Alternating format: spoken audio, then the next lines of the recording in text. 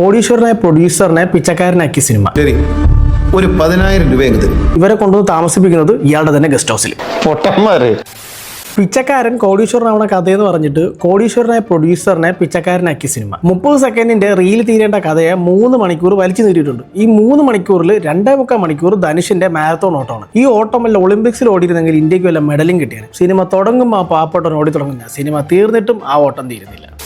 കഥയിലേക്ക് വരികയാണെങ്കിൽ ഇന്ത്യയിൽ കടലിന്റെ അടിയിൽ ഒരു വലിയ ഓയിൽ ശേഖരം കണ്ടുപിടിച്ചു. അപ്പൊ ഇതറിഞ്ഞ ഇന്ത്യയിലെ ഏറ്റവും വലിയ ബിസിനസ് മാഗ്നറ്റുകളിൽ ഒരാൾ ഒരു പൊളിറ്റീഷ്യന്റെ അടുത്ത് വന്നിട്ട് പറയും, എനിക്ക് ഈ തൃശ്ശൂർ വേണം, ഈ തൃശ്ശൂർ ഞാൻ ഇങ്ങനെ എടുക്കുക. അപ്പൊ അപ്പുറത്തെ വീട്ടിലെ പിള്ളേർ വന്ന് കളിപ്പാട്ടം ചോദിക്കുമ്പോൾ ഇന്നാ മോനെ എടുത്തോന്ന് പറയുന്ന പോലെ ഈ പുള്ളി ഇത്രയും കോടിക്കണക്കിന് രൂപയുടെ ഓയിൽ ശേഖരം എടുത്തോളം പറയും. എന്നിട്ട് പകരം 1 ലക്ഷം കോടി കൈക്കൂലി ചോദിക്കും. ഇതിൽ 50,000 കോടി വൈറ്റ് ആയിട്ടും വേണം, 50,000 കോടി ബ്ലാക്ക് ആയിട്ടും വേണം. ഈ ബ്ലാക്ക് ആയിട്ട് കൊടുക്കുന്നത് വലിയ പാടുള്ള പരിപാടി ഒന്നുമില്ല, ബിസിനസ് സ്ഥിരം ചെയ്യുന്നതുകൊണ്ട് പുള്ളി അങ്ങ് കൊടുക്കും. പക്ഷേ ഈ 50,000 കോടി വൈറ്റ് ആയിട്ട് കൊടുക്കാൻ പുള്ളിക്ക് ഒരു എക്സ്പേർട്ട് വേണം. അതായത് 1 ലക്ഷം കോടി കൈക്കൂലി കൊടുക്കാൻ പറ്റുന്ന അത്രയും പ്രാപ്തിയുള്ള ഒരുത്തന് അതെങ്ങനെ വൈറ്റ് ആയിട്ട് കൊടുക്കും എന്നുള്ള ഐഡിയ അറിയത്തില്ല. അതിന് വേണ്ടിയിട്ട് ജയിലിൽ കിടക്കുന്ന ഒരു പഴയ CBI ഉദ്യോഗസ്ഥനെ കൊണ്ടുവരും. ഇവനാണെങ്കിൽ ചെയ്യാത്ത കുറ്റത്തിന് നമ്മുടെ സിസ്റ്റം അകത്താക്കി എന്നൊക്കെയാണ് പറയുന്നത്. അതാണ് നമ്മുടെ നാഗാർജുന. ഈ നാഗാർജുന ആദ്യം സമ്മതിക്കുന്നില്ല, കുറച്ച് വെയിറ്റ് ഒക്കെ ഇട്ട് പോകും. പക്ഷെ പിന്നീട് കുറെ കഴിഞ്ഞ് മണ്ണം പറയുമൊക്കെ ഞാൻ സെറ്റാക്കി തരാന്നൊക്കെ പറയും. അപ്പൊ ഇവര് നമ്മുടെ നാഗാർജുനെ പുറത്തിറക്കും. എന്നിട്ട് ഇതുവരെ ലോകത്തിലെ ഒരു ബിസിനസ്സുകാരും പ്രയോഗിക്കാത്ത ഒരു വമ്പൻ ഐഡിയ ഇവർ കണ്ടുപിടിക്കും. വേറൊന്നുമല്ല,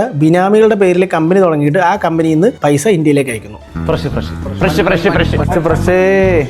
പക്ഷെ ഇതിലെന്തെങ്കിലും പുതുമ കൊണ്ടുവരണമല്ലോ. അതിനു വേണ്ടിയിട്ട് ഈ ബിനാമികളായിട്ട് ഇവർ കണ്ടുപിടിക്കുന്നത് പിച്ചക്കാരെയാണ്. അങ്ങനെ ഇവര് ബിനാമികളായിട്ട് ഇന്ത്യയുടെ പല ഭാഗങ്ങളിൽ നിന്ന് 4 പിച്ചക്കാരെ കൊണ്ടുവരും. അതിലൊരു പിച്ചക്കാരനാണ് നമ്മുടെ ധനുഷ്. ഈ ബിനാമികളെ കൊണ്ടുവരുമ്പോൾ നമ്മുടെ ഈ 2 പേര്, അതായത് ഈ ബുദ്ധിരാക്ഷസനായ CBI ഉദ്യോഗസ്ഥനും ബിസിനസ്സുകാരനും പറയുന്ന ഒരു കാര്യമുണ്ട്, നമ്മളും അവരുമായിട്ട് ഡയറക്റ്റ് ആയിട്ട് ഒരു കണക്ഷനും പാടില്ല, ഒരു ബന്ധവും പാടില്ല എന്ന്. എന്നിട്ട് ഇവരെ കൊണ്ടുവന്ന് താമസിപ്പിക്കുന്നത് ഇയാളുടെ തന്നെ ഗസ്റ്റ് ഹൗസിൽ.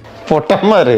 എടാ നീയൊക്കെ മണ്ടനാണ്, അതേ മണ്ടനായിട്ട് അഭിനയിക്കുകയാണ്. എന്നിട്ട് ഒരു കണക്ഷനും പാടില്ല, ഒരു ബന്ധവും വേണ്ട എന്ന് പറയുന്നവന്മാര് തന്നെ ഈ 4 പേരെയും വിളിച്ചു നിർത്തിയിട്ട് മറ്റേ അമ്പലത്തിൽ പ്രസാദം കൊടുക്കുന്ന പോലെ 500-ന് 1000-ന് നോട്ടുകൾ വാരി വിളിച്ചു കൊടുക്കും. പൊട്ടന്ന ലോക പൊട്ടനാണ്.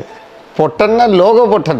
അപ്പൊ അങ്ങനെ ഈ പിച്ചക്കാരെ കൊണ്ടുവന്നു ഇവരെ ട്രെയിൻ ചെയ്ത് വലിയ CEO-മാരാക്കി ഇവരുടെ പേരിൽ വിദേശത്തെ കമ്പനിയൊക്കെ തുടങ്ങി. അവിടെ നിന്ന് പൈസ ഇങ്ങോട്ട് അയക്കുന്നു. ഓരോരുത്തരുടെ കമ്പനിയിൽ നിന്ന് 10,000 രൂപ അയക്കുന്നു, അവരെ കൊല്ലുന്നു. അങ്ങനെ നമ്മുടെ ധനുഷണന്റെ സമയത്തി ധനുഷണന്റെ കമ്പനിയിൽ നിന്ന് പൈസ അയക്കാൻ നോക്കുന്നു. പക്ഷെ പൈസ ട്രാൻസാക്ഷൻ പോകുന്നില്ല. അതുകൊണ്ട് അണ്ണനെ കൊല്ലാൻ പറ്റുന്നില്ല. അങ്ങനെ ഈ കൊല്ലാൻ കൊണ്ടുപോകുന്നതിന്റെ ഇടയ്ക്ക് അണ്ണൻ ഓടി രക്ഷപ്പെടും. അപ്പൊ തുടങ്ങുന്ന ഓട്ടമാണ്. പിന്നെ ആ പാവപ്പെട്ടവൻ ഓട്ടം നിർത്തിയിട്ടില്ല. സിനിമ തീരുന്നത് വരെ ഓടടാ ഓട്ടമാണ്. പിന്നെ അങ്ങോട്ട് മരണ ഓട്ടമാണ്. ഇവരവനെ തേടി നടക്കുന്നു, അവൻ ഇവര് കാണാതെ നടക്കുന്നു. ഇവരവിടെ പോകുന്നു, അപ്പൊ അവൻ ഇവിടെ പോകുന്നു, അവൻ ഇവിടെ പോകുന്നു, അപ്പൊ ഇവരിവിടെ പോകുന്നു. എന്റെ പൊന്നു, ഒരു ഇട്ടാവട്ടത്തിടന്ന് ഇവര് കാണിക്കുന്ന കാര്യങ്ങളുണ്ട്. പിന്നെ ധനുഷ് ഇതിനിടയ്ക്ക് ഇവരുടെ ഗസ്റ്റ് ഹൗസിലേക്ക് തിരിച്ചു വരുന്നുണ്ട്. തിരിച്ചു വന്നിട്ട് ഇവന്മാരുടെ കൺമുമ്പിൽ നിന്ന് വീണ്ടും രക്ഷപ്പെട്ടു പോകുന്നു. എടാ എന്തുവാടെ ഇത്രയും വലിയ കോടീശ്വരൻ, ഇത്രയും വലിയ CBI ഉദ്യോഗസ്ഥൻ, ഇത്രയും ഗുണ്ടകൾ, ഇതിന്റെ ഇടയിൽ കൂടെ ഒരു പിച്ചക്കാരൻ രക്ഷപ്പെട്ടു പോകുന്നു. ഇവിടെ നിനക്കൊക്കെ പോയി ചത്തൂടെ. അപ്പൊ ഈ ഓട്ടത്തിനിടയിലാണ് നമ്മുടെ ധനുഷ് നാഷണൽ വെറുപ്പിക്കലായ നമ്മുടെ രാഷ്മികനെ കാണുന്നത്. അങ്ങനെ രാഷ്മിക മരിക്കാൻ പോകും, അതിനെ രക്ഷിക്കും, അതിനോട്ട് ഇങ്ങനെ രക്ഷിക്കും, അതിനെ അവിടെ കൊണ്ടാക്കും, ഇവിടെ കൊണ്ടാക്കും, അതിനെ കാണാൻ വീണ്ടും വരും. അങ്ങനെ പിന്നെ കുറെ ആവശ്യമില്ലാത്ത കുറെ സ്ഥലങ്ങളിലൂടെയൊക്കെ സിനിമ പോകും. എന്നിട്ട് പതിയെ ഈ പിച്ചക്കാരൻ മനസ്സിലാവും, ഈ പിച്ചക്കാരനെ കൊണ്ടുവന്ന് ബിനാമിയായിട്ടാണ് ഇവന്റെ അക്കൗണ്ടിൽ 10,000 കോടി രൂപയാണെന്നൊക്കെ മനസ്സിലാവും. എന്നിട്ട് ഈ പൊട്ടൻ എന്ത് ചെയ്യും, കാണുന്നവരോടൊക്കെ ഇത് പറയും. അപ്പൊ ഇവന്മാർ എന്ത് ചെയ്യും, ഈ പറഞ്ഞവന്മാരെയൊക്കെ പോയി കൊല്ലും. ഇന്ത്യയിലാണ് ഈ സംഭവം നടക്കുന്നത്. നിങ്ങൾ ആലോചിക്കണം, ഇവന്മാർ കൊല്ലുന്നത് വഴികൂടെ പോകുന്ന ആൾക്കാരൊന്നുമല്ല. പോലീസുകാരൻ, സബ് രജിസ്ട്രാർ, വക്കീൽ, ഇങ്ങനെയുള്ള വലിയ വലിയ ആൾക്കാരൊക്കെയാണ് കൊല്ലുന്നത്. അതിന്റെ പിറകിൽ ഒരു അന്വേഷണം ഇല്ല, നോക്കാനും അറിയില്ല, ഒന്നുമില്ല. ചുമ്മാ മറ്റേ കോഴിക്കടയിൽ പോയിട്ട് കോഴി കയത്തറത്ത് കൊല്ലുന്ന പോലെ ഓരോരുത്തരായിട്ട് പോയി കൊല്ലും. അങ്ങനെ കുറെ ഓടി നമ്മുടെ നാഗാർജുന മടുക്കും. അങ്ങനെ പിന്നെ ഓടാനൊന്നും വയ്യ. അപ്പൊ പിന്നെ ഒരു കാരണം കണ്ടുപിടിക്കണം, എങ്ങനെയും നിർത്തണമല്ലോ. അപ്പം നാഗാർജുനയുടെ മനസ്സിൽ പണ്ടുറങ്ങി കിടന്ന ന്യായവും ധർമ്മവും ദേശസ്നേഹവും ഒക്കെ പുറത്തു വരും. എന്നിട്ട് ഇവന്മാർക്ക് എതിരെ നിൽക്കും. ഇത്രയും നാൾ ഇവന്മാർക്ക് ഈ കള്ളപ്പണം വെളുപ്പിക്കാൻ വേണ്ടിയിട്ട് കൂടെ നടന്നവനാണ്. ഇപ്പൊ അങ്ങനെ അവൻ പുണ്യാളനായി. എന്നിട്ട് ധനുഷിനെ കണ്ടുപിടിച്ച് ധനുഷിനെ രക്ഷപ്പെടുത്താൻ. എന്നിട്ട് അവസാനം ധനുഷ് ഓടി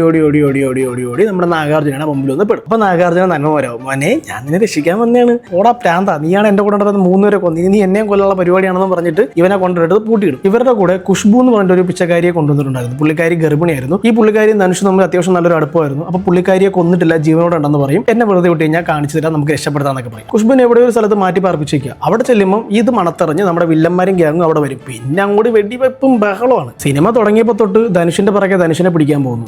ഇപ്പോ ധനുഷിനെ രക്ഷിക്കാൻ വേണ്ടിയിട്ട് വില്ലന്മാരുടെ പുറകെ ഓടുന്നു. ഈ ഓട്ടം അടുത്തിട്ടാണെന്ന് തോന്നുന്നു നമ്മുടെ നാഗാർജുന ഇവരെയൊക്കെ സേഫ് ആക്കിയിട്ട് വില്ലന്മാരുടെ വെടികൊണ്ട് സമാധിയായി. ഇതേ സമയം നമ്മുടെ ഖുഷ്ബു പ്രസവിച്ച് ഒരു കൊച്ചും പുറത്തു വന്ന് ഖുഷ്ബു മരിച്ചു. എന്നിട്ട് ഇവരെ 2 പേരെയും നമ്മുടെ ധനുഷും നാഷണൽ വെറുപ്പിക്കലും കൂടെ എത്തിക്കുകയാണ്. അത് കഴിഞ്ഞിട്ട് ധനുഷിന് എങ്ങനെയെങ്കിലും നമ്മുടെ വില്ലനോട് പ്രതികാരം ചെയ്യണം. ഇവൻ ആരാന്ന് ആലോചിക്കണം, പിച്ചക്കാരൻ. മറ്റത് ആരാന്ന് ആലോചിക്കണം, 1 ലക്ഷം കോടിയൊക്കെ കൈക്കൂലി കൊടുക്കാൻ പറ്റുന്ന ഒരു ബിസിനസ്സുകാരൻ. അപ്പൊ ഇതിനു വേണ്ടിയിട്ട് ഇവൻ എന്ത് ചെയ്യും, ഇവൻ അവനെ വിളിച്ചിട്ട് പറയും, എന്റെ അക്കൗണ്ടിൽ കിടക്കുന്ന 10,000 കോടിയും എനിക്ക് വേണം. അപ്പം നമ്മുടെ വില്ലൻ ധനുഷിനോട് പറയും, ശരി, ഒരു 10,000 രൂപ അങ്ങ് തരും.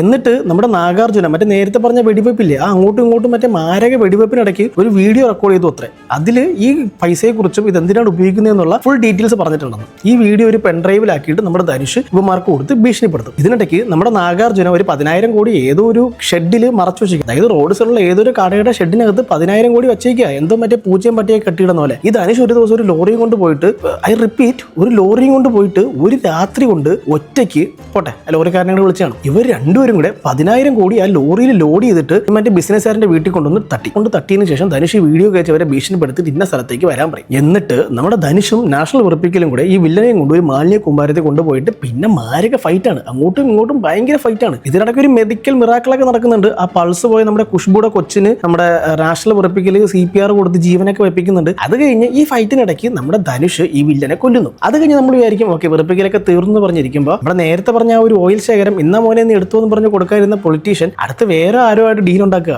ഇനി അടുത്ത് ഇതിന്റെ സെക്കൻഡ് പാർട്ട് ഉണ്ടെങ്കിൽ നമ്മൾ വീണ്ടും കാണേണ്ടി വരും. ഇതുപോലെ 5 പിച്ചക്കാരന്മാരെ പിടിച്ചോണ്ട് പറഞ്ഞത് അവന്മാരുടെ വെറുപ്പിക്കൽ ഇവന്മാരുടെ പുറകെയുള്ള ഓട്ടം.